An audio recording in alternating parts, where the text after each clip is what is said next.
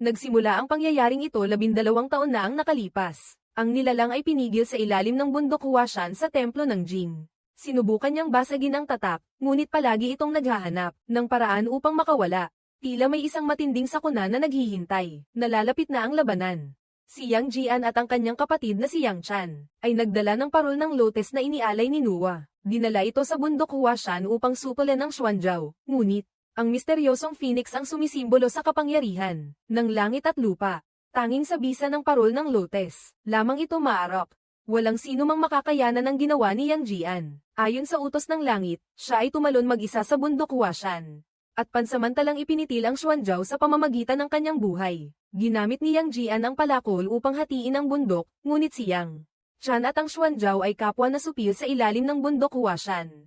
Ngunit sa lakas ng supil na ito, nabasag ang parol ng lotes, kaya pati ang ikatlong mata ni Yang Jian ay napinsala. Sa huli, naging isang mangangaso ng mga nilalang sa langit ang henerasyong iyon. Ngayon, may isang babaeng nagpakilalang si Wanla, na dumating kay Yang Jian upang hilingin sa kanya, na humanap ng isang bagay para sa kanya. Isang lalaking nagnakaw ng kanilang kayamanan ang may hawak ng bagay na tinatawag na ruin ng lahat ng bagay. Ang alahas na ito ay nakalulun sa lahat ng bagay sa mundo. Tinanong ni Yang Jian kung sino ang nagnakaw ng kayamanan, at huminga ng malalim si Wanla bago sinambit ang dalawang salita, Chen Xiang. Sa templo ng Chang, ang kapulutan ng enerhiya ng universo, ang pinagmumulan ng lakas para sa sasakyang iyon ay si Chen Xiang. Sa pagkakataong iyon, si Chen Xiang ay patungo rin dito. Kasama pa niya ang isang pangkat ng mga halimaw. May isang salbaheng demonyo na sadya pang nagdulot ng kaguluhan sa pila, at si Chen Xiang at ang mga kasama niya ay nagkaroon ng pagkakataong talunin ang mga bantay. Sa oras na iyon, nang makarating siya sa kinaroroonan ng pinagmumulan ng lakas, may isang malaking halimaw na nagbabantay dito. Ngunit sa isang kisap mata, napabagsak ito ni Chen Xiang. Kinuha niya ang ruin ng lahat ng bagay, saka isinuksok ang lahat ng sangkap doon sa loob. Sa loob lamang ng ilang saglit, dumating na ang mga kawal at general ng langit sa loob. Nakakita si Chen Xiang ng ilang halimaw na nakagapos pa, kaya sinagip niya sila. Habang mas marami, mas mabuti. Sa gayon, abalang-abala ang mga kawal ng langit sa pakikipaglaban. Kaya nakatakas ng malaya si Chen Xiang. Nang handa na siyang tumalon sa sasakyang pandakila upang lumikas, iniwan niya ang pangalan ng halimaw at nakipagtulungan. Dahil sa kasakiman, agad siyang hinabol ng mga kawal ng langit. Kaya nagpa siyang lumipad pababa na may maliit na pakpak. Sa sandaling iyon, minamaneho rin ni Yang Jian ang sasakyan. Nang marahan at walang kaba sa natatanging lagusan ng paglipat, pagdaan niya sa lagusan ng mga Diyos, narating niya ang Fanghu. Isa itong malawak na ilog ng pilak. Dumating dito si Yang Jian at nais niyang itanong tungkol kay Chen Xiang. Ngunit, sa pag-upo pa lamang niya, 3 unggoy na ang dumating sa harap niya upang manggulo. Isang-isa pa ang naghahanda ng pumalo. Nang dumating ang suntok, sina Malihong at Malilay, na mga hari ng 4 na langit, ay sumulpot sa tamang oras at inayos na nila ang nangyari para kay Yang Jian, sapagkat magkakilala na sila noon pa man. Pagkatapos magbatian, naghiwalay sina Yang Jian. Sa kabilang panig, si Chen Xiang ay napipigilan ng isang demonyong lobo. Lumalabas na si Hailaud na nga pala ang kumawala kay Chen Xiang noong tumakas ito. Natural, siya ang pumunta rito para bawiin ang utang na ito. Nang magtataasan na ang dalawang panig, lumapit si Yang Jian, ngunit ipinilit lang niyang dumaan sa gitna. Biglang sinabi ni Chen Xiang, si Yang Jian ang tumutulong sa akin, at hinahanap niya ang taong iyon.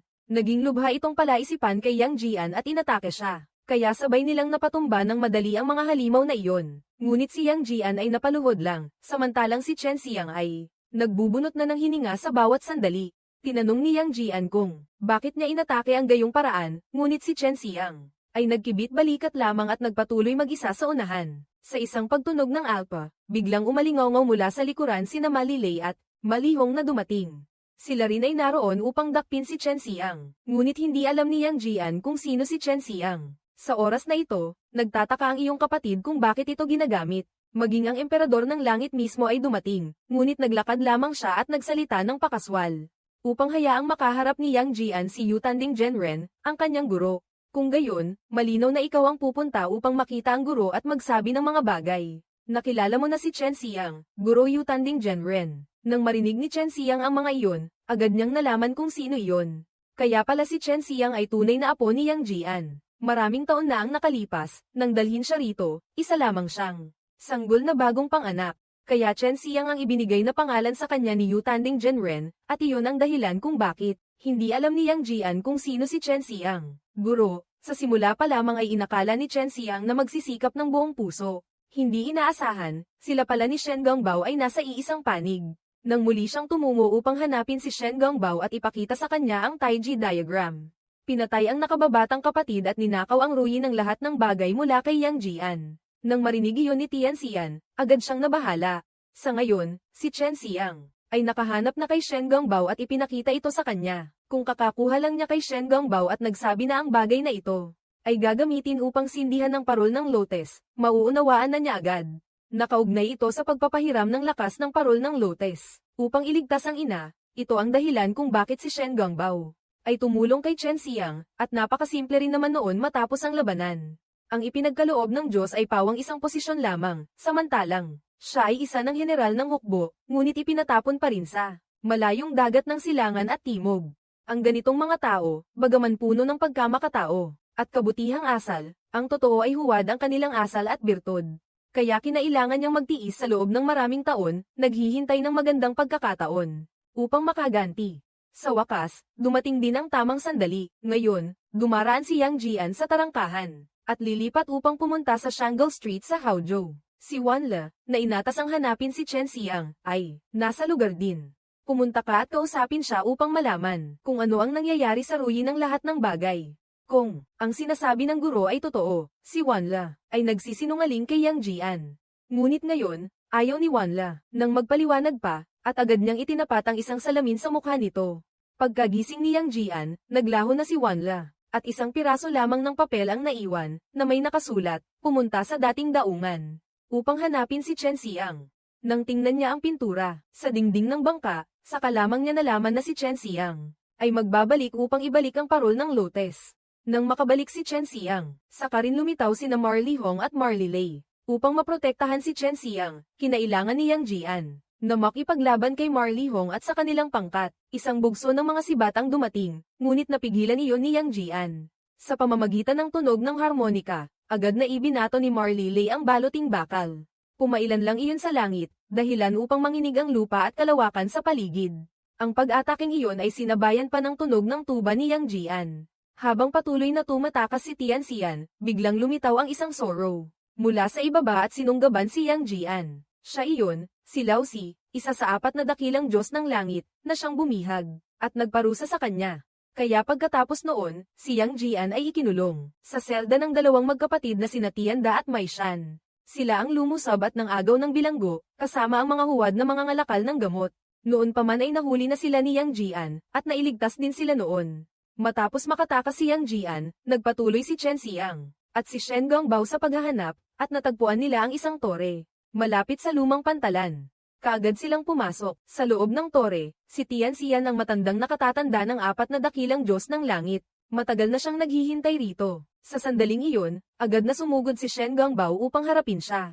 Ngunit napabagsak siya ni Tian Xian sa isang iglap sa pamamagitan ng isang taybak. Pagkatapos ay ang alagang hayop ni Shen Gongbao ay agad na gumaling sa kanyang sugat. Isa laban sa isa, patuloy na sumugod sa kinaroroonan ni Tian Xian. Muli, sinamantala ni Chen Xiang ang pagkakataon upang makalusot, ngunit agad siyang hinarang ni Tian Xian sa pamamagitan ng pagbitaw ng malakas na dambuhalang enerhiya. Hindi pumayag si Shen Gongbao na matalo at mabilis na sumulong upang harapin iyon. Kasama ang liwanag ay tumindig ang kaluluwang banal at pumasok sa labanan. Sa harap niya, napakahirap hulaan ang kanyang mga pag-atake sa sandaling ito. Kaya naman napokas ng husto ang dakilang prinsipe sa labanan. At ngayon, ang pagharap kay Shen Gongbao ang pinakamahalagang dapat niyang pagtuunan. Nagulat siya nang muling lumitaw si Chen Xiang sa anyong espiritu. Mabilis na sumaksak ang kaluluwang banal sa kanyang dibdib. Hindi inaasahan, na natiling matatag at mariinggol ang dakilang prinsipe. Ngunit ngayong araw, sa halip na siya ay bumagsak, si Chen Xiang ang napabagsak. Nang makuha niya ang parol ng lotes, ang tore, ay biglang nagsimulang gumuho. Ngunit ang mga tibak na ito, ay tila may sariling paglatag at patuloy na umaasal sa paglusob. Kung wala ang parol ng lotes na nagtatanggol sa kanila, silang dalawa ay tiyak na nasa matinding panganib na ngayon ang buhay ni Chen Xiang. Kinailangang isugal ni Shen Gongbao ang kanyang buhay upang pigilan ang agos ng mga taybak. Ikalawa, upang makakuha pa ng oras para makatakas si Chen Xiang. Pagkalabas dito, ang rumaragasang ulap ng mga taybak ay nakapasok na. Sa kabila ng 100,000 patalim, tumama ito kay Shen Gongbao ng ang apat na malalaking dakilang prinsipe ay dumating upang maghanap. Si Chen Xiang ay naglaho na noon pa. Sa sandaling ito, si Shen Gongbao ay halos humihingalo na, at ang mga tebak ay nagtipon-tipon na at nagpasya silang wakasan ang buhay ng halimaw na ito. Sinikap nila siyang gamutin, ngunit nabigo. Maging ang agos ng mahika ay tuluyan ding nagpabagsak sa halimaw. Nang dumating si Yang Jian, si Shen Gongbao na lamang ang nakita niya. At ang halimaw ay narito, patuloy siyang nagtanong kung nasaan si Chen Xiang. Kung saan na raw napunta, pilit na hinaplos ni Shen Gongbao ang hangin at paos na binigkas ang dalawang salitang huwasyan, saka dahan-daang pumikit. Kasabay ng halimaw, tuluyan na ring nawala ng hininga si Chen Xiang. Sa sandaling ito, patungo na siya sa lawa ng hugis buwan sa paanan ng bundok Huashan, lugar na tila hinihintay siya ni Wanla. Lumalabas na matagal na pala silang magkakilala. Noon pa man, natagpuan na ni Wanla ang talukap at ang parol ng lotes. Nang matagpuan ni Chen Xiang ang mga iyon, muling pinagdugtong nila ang mga ito, dahilan upang magsimulang gumalaw ang napakaraming uri ng ibon na mahiwagang lumipad palabas mula sa parol ng lotes. Si Yang Jian ay nakarating na rin sa lugar at agad na nagpakita upang ipaliwanag ng lubos ang usapin kay Chen Xiang. Upang maunawaan ng buo ang nangyari, inihayag din ni Wanla ang tunay niyang pagkatao. Siya pala ay si Wuzhan Shenu, isang Diyos ang dati ng matalik na kaibigan ni Yang Chan. Pagkatapos noon, isinama niya ang dalawa patungo sa Fenghua Terrace sa Lishan, malapit sa lugar kung saan ang mga nalupig na nilalang ay ikinukulong. Doon din nakapiit ang ina ni Chen Xiang sa ilalim ng lupa. Ipinaliwanag niya ang dahilan kung bakit kailangang gamitin ang parol ng lotes upang supulan si Xuanzhao. Ito ay dahil ang alagad ni Yang Jian ay nagtayo ng kuweba ng Jinha upang umasa sa pagpigil sa mga Xuanzhao. Kaya kung makakalaya si Xuanzhao, ang kuweba ng Jinha ay unti-unting guguhorin. At ang lugar na pinagkakakulong kay Yang Chan ay siya ring lugar kung saan nakatago ang ina ni Chen Xiang. Dito nakapiit si Chen Xiang sa ilalim. Kaya sinabi ni Wanla na ang dahilan ng paggamit ng parol ng lotes upang supulan si Xuanzhao ay dahil siguro Yang Jian ay nagtatag ng kuweba ng Jinha bilang batayan sa pagpigil sa mga Xuanzhao. Kaya, kung makawala si Xuanzhao, ang kuweba ng Jinha ay dahan-daang babagsak din. At tungkol naman sa atas na ibinigay kay Yang Jian na supulan ng Xuanzhao. Noong una, lahat ay kinakailangang isilang muli ng panibago. Pagkarinig nito, biglang nabigla si Yang Jian. Nagulat siya dahil ang girong kanyang hinahangaan ay ang taong nasa likod ng lahat. Hindi na nakapagpigil si Yang Jian. Nais niyang dalhin si Chen Xiang upang harapin ang kanyang guro at alamin ang buong katotohanan. Sinubukan siyang pigilan ni Wanla, ngunit napaurong lamang siya sa isang iglap dahil sa atake ni Yang Jian. Pagbagsak niya sa tubig, agad siyang nakawala mula sa ibabaw nito at muling lumipad. Sinubukan niyang lumaban muli gamit ang sarili niyang mahika, ngunit paano nga ba niya mapapantayan si Yang Jian, sa isang pirasong tela pa lang. Nagapos na ang mga kamay ni Wanla. Sa huli, natalo pa rin siya nang makita ni Yang Jian ang mga teknik na ito at maunawaan niyang may isang bagay sa anyo ng teknik na ito na kahawig ng sugat sa katawan ng kapatid kong disipulo, at maging ng pinsala ni Shen Gongbao nang siya ay namatay. Tinanong ni Yang Jian si Wanla kung bakit niya gustong patayin si Chen Xiang. Sumagot siya, ito ang huling paraan upang matakpan ang bundok Huashan. Dahil dito, nagalit ng husto si Chen Xiang. Mula sa parol ng lotes, hindi niya inaasahan na sa ilalim ng kapangyarihan nito ay nagbago ang kaluluwa niya tungo sa kulay ginto ng swerte. Makalipas iyon, agad na nabawi ni Yang Jian ang kanyang katahimikan. Kaya nagpa siya si Yang Jian na dalhin si Chen Xiang sa bundok Huashan upang maunawaan ang lahat ng nasa daan paakyat sa bundok. Sa bundok Huashan, itinuro ni Yang Jian kay Chen Xiang ang mahiwagang kasanayan. Matalas ang isip ni Chen Xiang, kaya mabilis siyang matuto. Pagdating ng dalawa sa bundok Huashan, binuksan ni Yang Jian ang 100. Ang mga pader sa magkabilang panig ay pawang mga nilalang, sa talaan ng mga Diyos. Sa dulo ng daan ay ang buntot ni Xuanzhao. Doon ay bulong na lamang at napapalamig ang bundok Huashan noong unang panahon. Hindi kalayuan kay Yang Jian ay naroon ang Diyosa ng Wuzhan. Nang nakalahati na ang nilakad ni Yang Jian, biglang lumingon si Wanla at malakas na sumigaw. Mabilis siyang tumakbo. Pagkabitiw pa lang ng mga salita ay agad na nabasag ang espasyo. Gumuho ito na parang salamin ng ito ay umikot. Ngunit nakatalon na rin si Chen Xiang sa tamang oras, subalit bumaligtad ang lahat. Nang lumitaw si Emperador ng Langit, agad niya siyang sinunggaban. Sa sandaling iyon, si Yang Jian at Wanla ay naikulong sa mapa ng Taiji. Ang mapa ng Taiji ay kayang baguhin ang lahat ng nilalang tungo sa walang laman. Nakikita roon ni Yang Jian ang lahat ng pangyayari bago iyon, na tila lumagpas sa lahat. Kasabay ng usapan kay Yu Tanding Genren, sinabi niya agad na Ang espasyong kinatatayuan ni Yang Jian ay biglang naging isang pintang tanyag sa tinta at tubig. Lumitaw si Yutanding Genren, at sinabi niya na ang lahi ni Yang ay nakatali na sa malaking pagyanig na ito. Ito ang tadhana. Gayunman, si Jin Ha ay bunga ng walang humpay na pagsisikap ni Yutanding Genren, kaya hindi ito maaaring bumagsak, at kami man ay hindi rin magtatakda ng iba pa kundi ang pag-ingatan ng kuweba ng Jinha. Kasabay nito, sa labas ay ayaw magpahinga ni Chen Xiang. Ang resulta ay naitulak siya sa loob ng mapa ng Taiji. Patuloy na umaatake ang emperador ng langit mula sa labas. Samantala, si Chen Xiang ay hirap na nakikipagsabayan kay Parol ng Lotes. Nang hindi na nila kayang tumagal pa, si Xuanzhao ay gumawa ng butas sa Taiji at tinungo si Yang Jian. Agad niyang ginamit ang mahiwagang kasanayan ng siyam na pag-ikot, saka humiram ng lakas kay Xuanzhao upang muling buksan ang ikatlong mata sa anyong matinding lakas. Paglabas nila sa mapa ng Taiji, kasabay noon ay si Yang Jian ay nabawi ang kanyang espiritong diwa. Pagkaraan, pinakilos niya ang kapangyarihan ng higit at higit, habang nakatayo sa harap ng kanyang guro, si Yang Jian ay sinubukang bunutin ang taybak, ngunit, ang emperador ng langit at si Yutanding Genren ay sabay na kumilos. Sinalansan ng bawat isa ang salamangka upang pigilan ang kilos ni Yang Jian. Muling hinarang ni Yutanding Genren ang pagkilos ni Yang Jian. Ngunit nagkaisa si Emperador ng Langit at si Junwoo upang maging isang napakalaking espada. Pagkatapos ay itinuhog nila iyon ng diretso sa espiritong diwa ni Yang Jian. Gayunman, nanatiling nakatutok si Yang Jian at patuloy na itinataas ang taybak. Sa huli, nagtagumpay siyang mayahon ito mula sa bundok. Sa sandaling iyon, galit na sinabi ni Yang Jian na ang pagprotekta sa kuweba ng Jinha ay lubhang walang katwiran, kaya winasiwas niya ang kanyang taybak at lumikha ng alon ng hampas na tumama sa 4 na tao.